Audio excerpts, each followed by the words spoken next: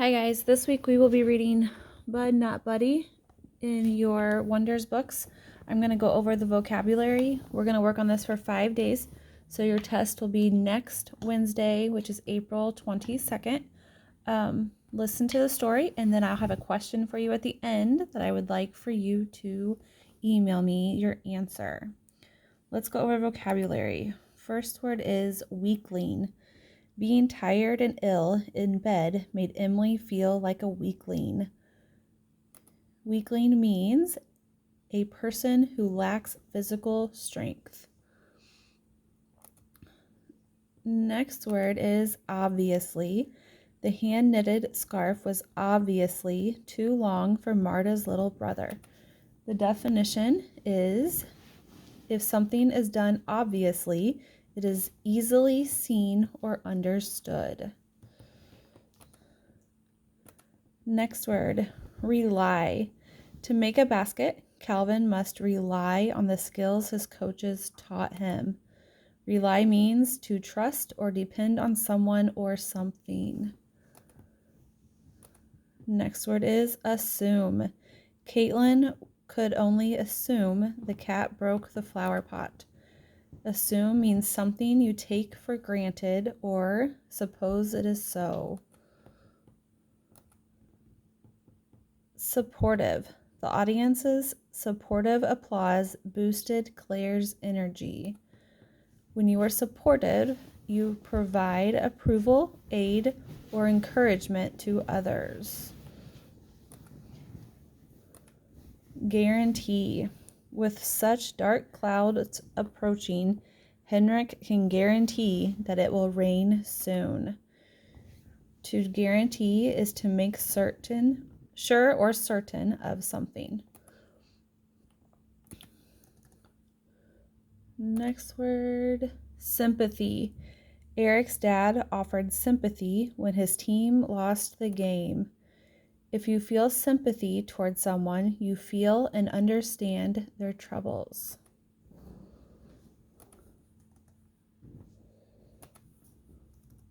Nominate.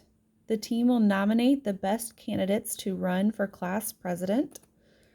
If you nominate someone, you suggest or propose that the person be chosen, such as a candidate for an office.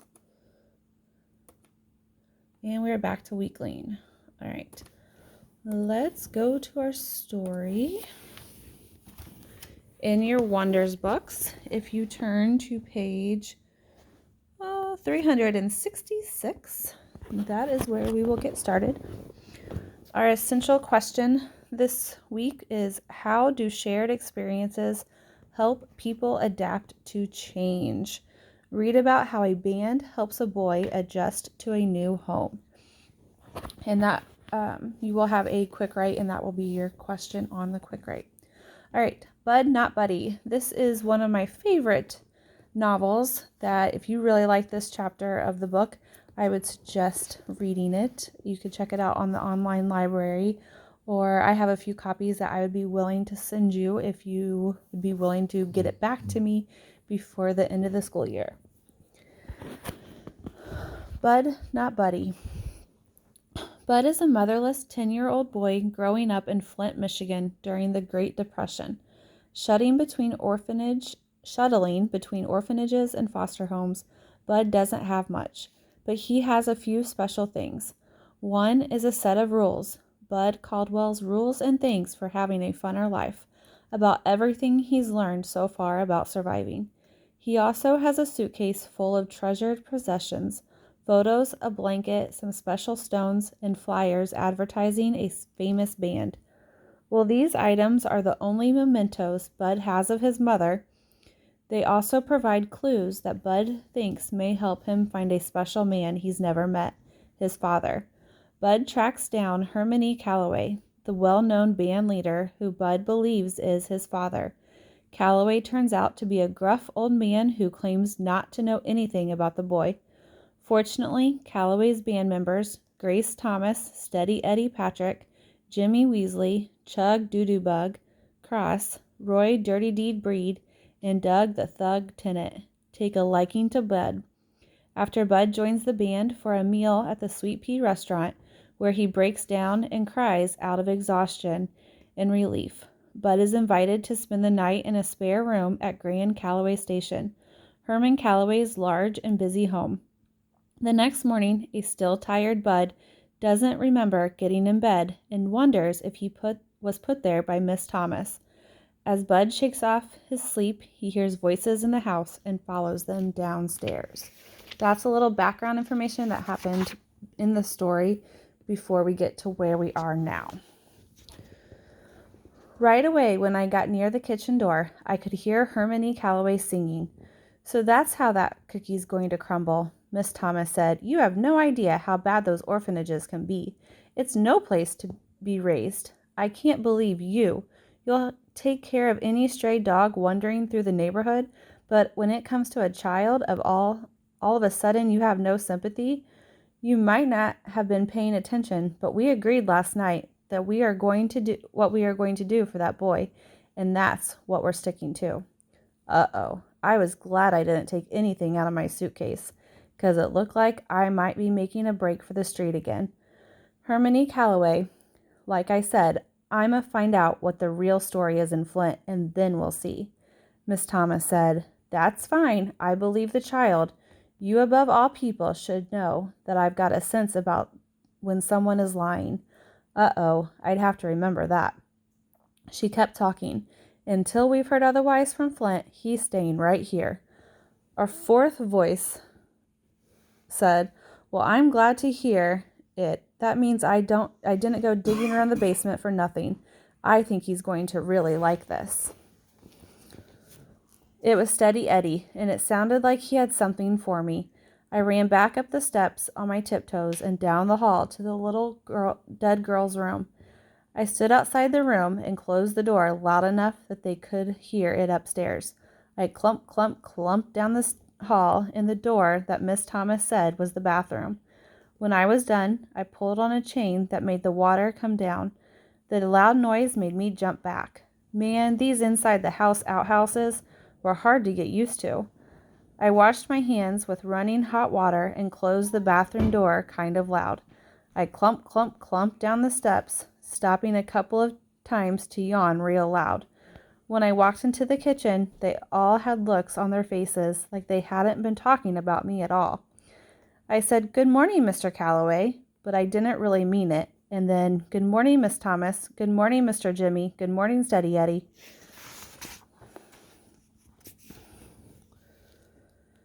I noticed right away that Miss Thomas didn't have all her diamond rings on. I guess it would have been hard sleeping with them flashing lights up at you. She must have to keep them closed up in a box that the sparkles can't get out of. I noticed, too, that even without the rings, Miss Thomas still had to be the most beautiful woman in the world. They smiled and said, "Good morning, Bud," all except Hermione Calloway. He got up from the table and said, "I don't like the way Ludine is sounding. I'm going to have a look at her plugs." He went outside through a door at the back of the kitchen. Miss Thomas said, "Bud, we're just about giving up on you. Do you usually sleep until afternoon?" Afternoon? Man, I couldn't believe it. I slept as long as those rich folks in the movie pictures. "No, ma'am, that's the first time I ever did that." She said, "I know you must be starving, but if you can hold out for another half hour or so, Mr. Jimmy's going to make everyone's lunch. Think you can wait?" "Yes, ma'am. A half hour wasn't nothing to wait, no matter how hungry you were." Mr. Jimmy said, "So, what's the scoop, little man?" I didn't know what that meant, so I said, "Nothing, sir." Steady Eddie said, "How'd you sleep, kiddo?" "Great, sir." Oops, I forgot I wasn't supposed to call the bandmen sir. He said, "Cop a squat." He pointed at a chair. I guessed that meant sit down, so I did. Miss Thomas said, "Were your ears burning last night, Bud?" Man, all these Grand Rapids people really do talk funny. I only came from the other side of the state, and it was like they talked some strange language out here. I said, "What, ma'am?" She said, "There's an old saying that when people talk about you behind your back, your ears start to get real warm, kind of like they were burning." I said, "No, ma'am, my ears felt just fine." She said, "Well, they should have been burning. You were the subject of a very long conversation last night." Sorry, I lost my spot. "But as sound asleep as you were, I'm really not all that surprised you didn't notice. I had to check your pulse to make sure you were still alive." Shucks, I knew it. She did come in there when I was conked out and took my doggone pants and shirt off and put me there. Man, that was real embarrassing. Miss Thomas said, "Mr. Calloway and the band and I talked about you for a long time. We've come up with something we want to discuss with you, but we need your help in deciding what to do." Uh-oh, that was Rules and Things number 36, or something that meant I was going to have to get ready to go fetch something for her. I said, "Yes, ma'am." Oh, there's a glare. She said, We've got to talk to some people in Flint first, but if they say it's all right, we were hoping that you'd stay here at Grand Calloway Station for a while." A gigantic smile split my face in half. Miss Thomas said, "I'm going to assume that smile means yes." I said, "Yes, ma'am. Thank you, ma'am." Miss Thomas said, "Before that grin gets stuck on your face, let me tell you, you're going to have lots of chores and things to take care of around here, but you'll be expected to pull your own weight the best you can. We all like a very clean house, and none of us are too used to having children around. So we're all going to have to learn to be patient with each other. There's one person in particular that you're going to have to be very patient with. Do you know who I mean?" I sure did. "Yes, ma'am, it's Mr. Calloway." She said, "Good boy. Give him some time. He really needs help with a lot of different things. He swears someone's adding weight into that bass fiddle of his every year, but he's just getting older. He can use some young, wiry hands to help him around. Think you can handle that?" Now I knew for sure she looked at my legs. She must have thought I must be real weakling. I said, "Yes, ma'am, my legs are a lot stronger than they look. Most folks are surprised by that." Miss Thomas said, "I don't doubt that at all, Bud. I'm not worried about your body being strong. I'm more worried about I'm more concerned about your spirit. Lord knows Mr. Calloway is going to give a test." I said, "Yes, ma'am, my spirit's a lot stronger than it looks, too. Most folks are real surprised about that." She smiled and said, "Very good, but you know what, Bud?" "What, ma'am?" "I knew you were an old toughie the minute I saw you." I smiled again. She said, "Our schedule's pretty heavy for the next couple of months, and then come September, we'll have to see about school for you. But we'll be doing a lot of traveling right around Michigan, so I hope you don't mind long car trips." "No, ma'am," she said. "That's great, Bud. Something tells me you are a godsend to us. You keep that in mind all of the time, okay?" "Yes, ma'am." Then she did something that made me feel strange. She stood up, grabbed my arms, and looked right into my face, just like Mama used to. She said, "Really, Bud? I want you to always keep that in mind. This might get hard for you some of the time, and I don't always travel with the band, so I don't want you to forget what I'm telling you." I said, "No, ma'am, I won't." Steady Eddie, since you're going to be part of the family, there's some things we've got to talk about. Now, I've noticed the tight grip you keep on that suitcase of yours. I need to know how attached to it you are. I carry it with me everywhere I go, because all my things are here. I wasn't sure if I liked the way the talk was going. Steady Eddie said, "That's what I need to know. Are you attached to the suitcase, or is it the things inside that are important?" I've never thought about that before. I'd always thought of the suitcase and the things inside go together. I said, "The things I got from my mother are the most important." He said, "Good, because if you're going to be traveling with us, it just won't look too copacetic for you to be carrying that ratty old bag." He reached under the kitchen table and pulled out one of his funny-looking suitcases that the band kept all their instruments in. The one looked like a baby one to his. He put it on the table, opened it up, and said, "Since you're going to be traveling with Harmony Calloway and the Worthy Swarthies, which is known far and wide as a very classy band, it's only fitting that you quit carrying your things in that cardboard suitcase. This is my old alto saxophone case. I've been hanging on to it for 3 years, ever since the horn got stole right off the stage in Saginaw, but it doesn't look like I'm ever going to get it back. So I figured you might as well keep your mama's things in it. Wow, thank you, Steady Eddie. I pulled my new suitcase over to me. There's a glare again. The inside of it had a great big dent where Steady Eddie's saxophone used to go. Now there wasn't anything in it but a little raggedy pink towel. The case had some soft, smooth black stuff all over the inside of it. It covered everything, even the dent. There was a real old smell that came out of it, too, like dried up slobber and something dead. It smelled great. The back kitchen door opened, and I thought Hermione Calloway was coming back in to ruin everybody's fun, but it was the rest of the band. Everybody said hello, poured themselves some coffee, then sat down at the table. Doodoo-Bug said, I see Mr. C's got Loudon's carburetor tore down again. Anything wrong? Miss Thomas said, There's lots wrong, but not with that car. They all laughed, so I joined in. I patted my new suitcase and said, This here's my case now. I'm going to be going around with you. They smiled, and Dirty Deed said, So we hear. Glad to have you on board, partner. Steady Eddie said, I was just about to tell him some of the things Hermione Calloway requires of anybody in his band. The thug said, otherwise known as Hermione Calloway's rules to guarantee you have no female companionship, no alcohol, and no fun at all.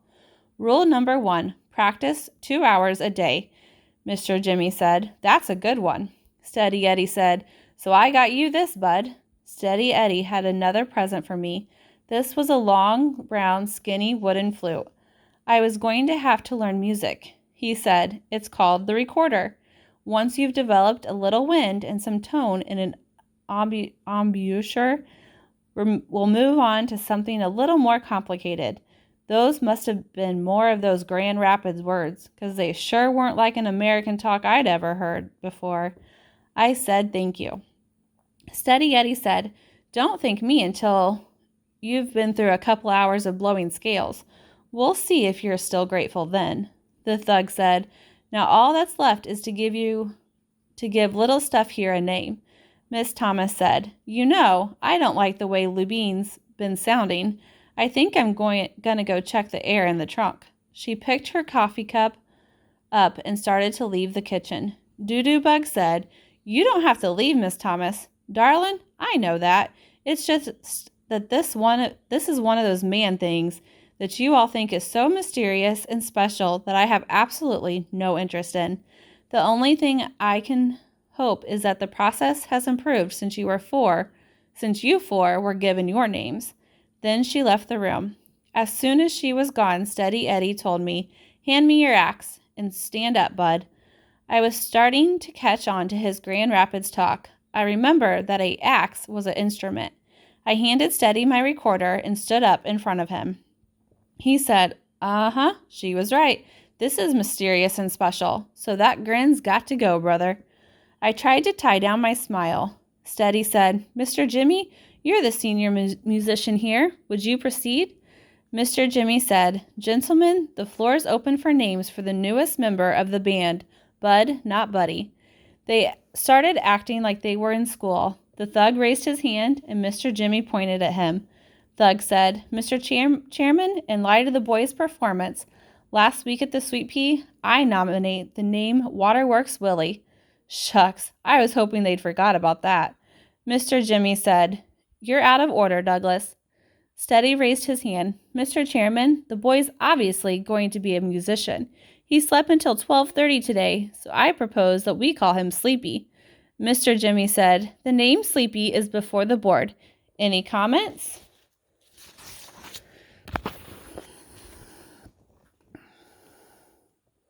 Dirty Deed said, Too simple. I think we need something that lets folks know about how slim the boy is. Doodoo-Bug said, How about the bone? Steady Eddie said, "Not enough class. He needs something so people will know right off the boys got class." Mr. Jimmy said, "How do you say bone in French?" French always makes things sound a little classier. The thug said, The thug said, "That's easy. Bone in French is la bone." There is such a bad glare. Doodoo Bug said, "La bone? Nah, it don't have a ring to it." Steady Eddie said, "I got it. We'll compromise. How about Sleepy La Bone?" I couldn't tie the smile down any more. That was about the best name I have ever heard in my life. Mr. Jimmy said, "Let me try it out. Ladies and gentlemen, thank you very much for coming out on this cold November night, this night that will live in history, this night for the first time on stage, anywhere. You have listened to the smooth saxophonical musings of that prodigy of the reed, Mr. Sleepy La Bone." The whole crowd broke out clapping. The thug said, "What can I say?" But bang! Dirty Deed said, "You nailed it." Doodoo Bug said, "That is definitely smooth." Steady Eddie said, "My man." Mr. Jimmy said, "Kneel down, young man." I got down on one knee. Mr. Jimmy tapped me on the head 3 times with my recorder and said, "Arise and welcome to the band, Mr. Sleepy La Bone." I got off my knees and looked at my bandmates. Sleepy La Bone, shucks. That was the kind of name that was enough to make you forget folks had ever called you Buddy or even Clarence. That was the kind of name that was enough to make you practice 4 hours every day just so you could live up to it. And that is the end. All right, everybody email me that you listened to the story or read along with the story and tell me something that you did for fun over spring break, even if it was just you had a movie night, a game night, you colored Easter eggs. What's something that you did? Talk to you guys later. Bye.